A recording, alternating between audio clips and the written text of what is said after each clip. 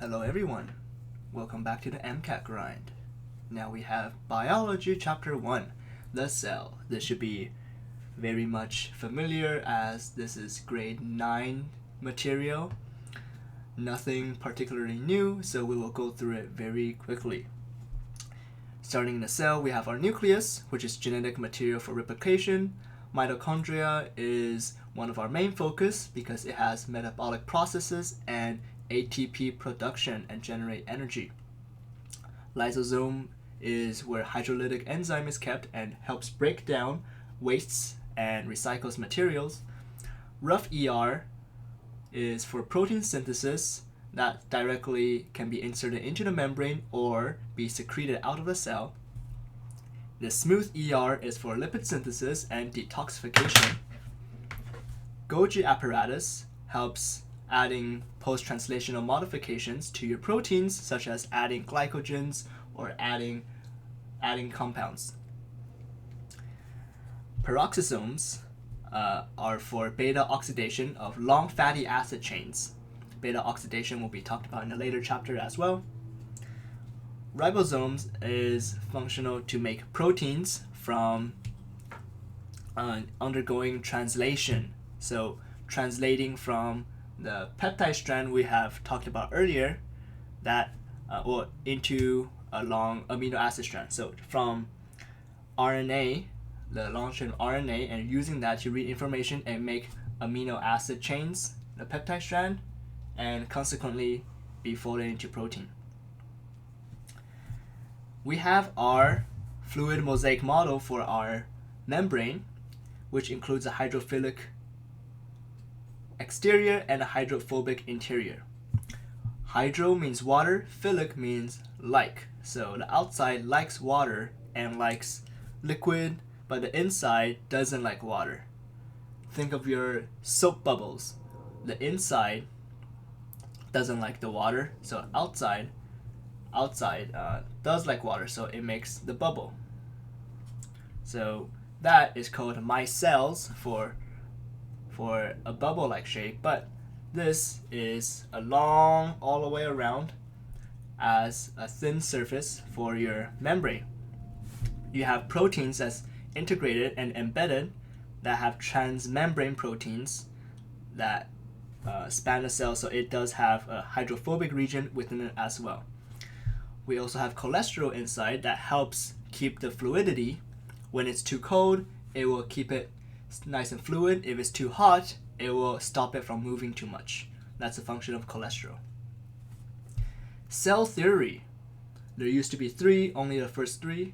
Living things made of all living things are made of cells. Cells is a basic functional life form, and cells come from other cells. The 4th one is added for molecular biology advancements, and DNA is a genetic information inherited from the father cell or parent cell to the daughter cell.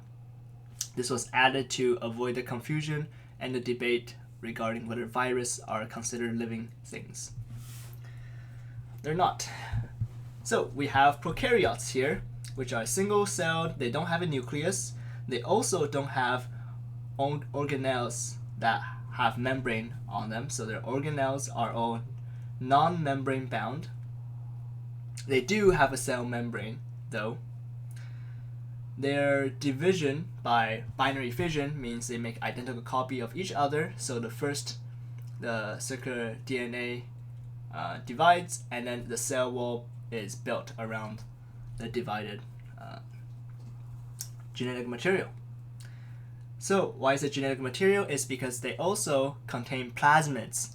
So plasmids are just small circular DNA floating around in prokaryotes, and they don't have real vital function. However, they may help confer antibiotic resistance.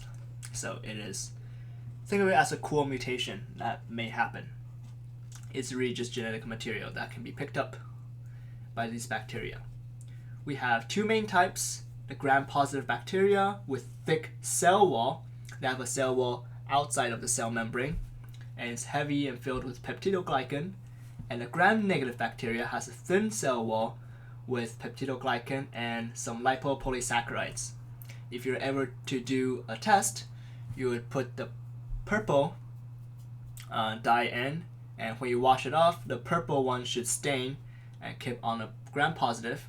And if you stain with the red dye,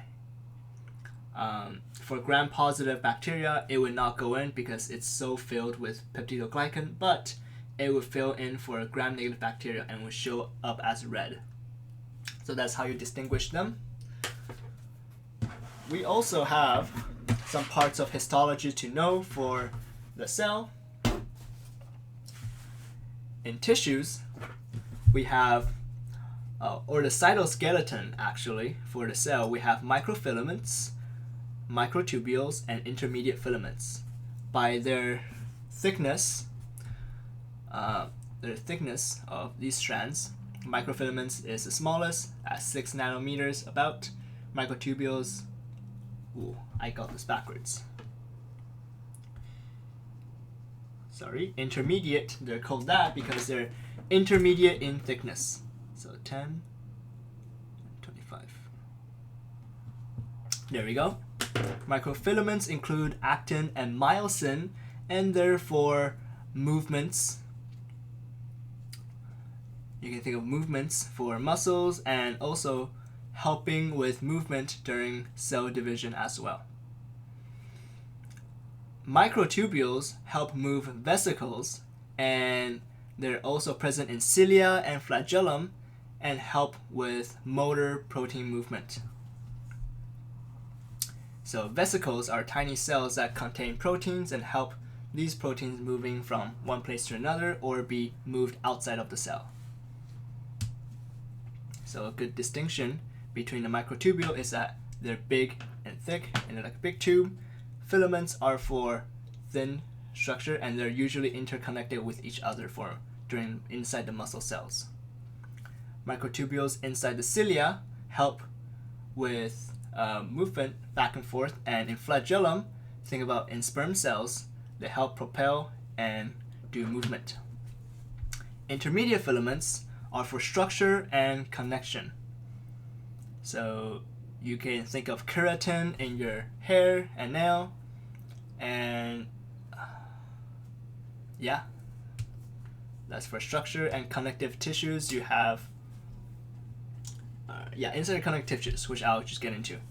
You have your epithelial cells, epithelial tissue, connective tissue, muscle tissue, and nervous tissue. Those are the 4 main types. Epithelial tissue, you can think of it as the building block and the physical bricks, and connective tissue as the glue and the cement, and that's gluing the bricks together. Muscle is the contractile motion and help you with movement. And nervous tissue innervates the muscle and makes them move. So nervous can also stimulate other cells too. Epithelial tissue covers organs and perform a function, and they're referred to parenchyma, where they have the basal basement membrane which they attach to. This enables them to link one end altogether to the basement membrane, and the other end they can perform different functions, such as the lining of your stomach help secrete out HCl and different enzymes, and with the other end they can contact and communicate with the other parts of the body.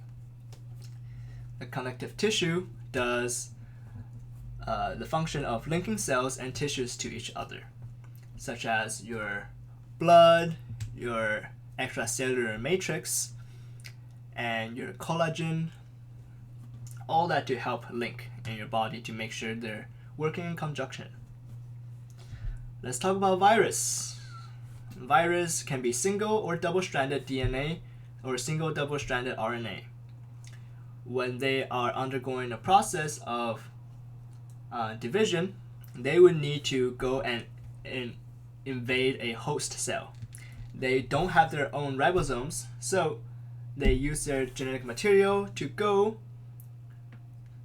into a cell and inject a positive sense DNA or RNA that can be used directly to make proteins, a positive sense RNA to make proteins.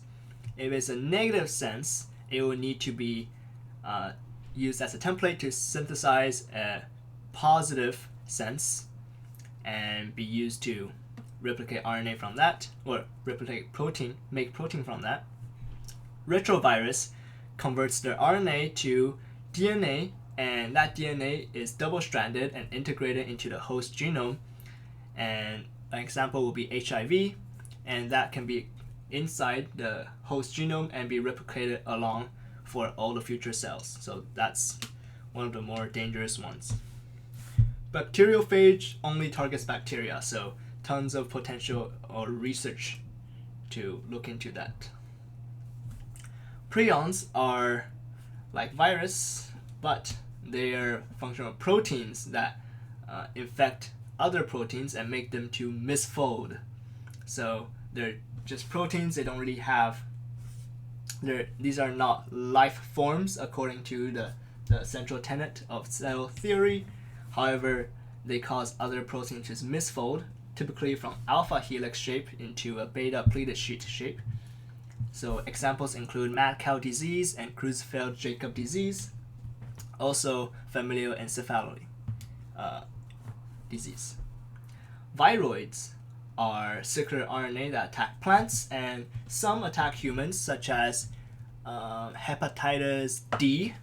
And hepatitis D itself is innocuous, but when it's acting in conjunction with hepatitis B, it would cause silencing in certain genes and cause after effects. Alright, that's it for chapter 1. Good luck with the grind.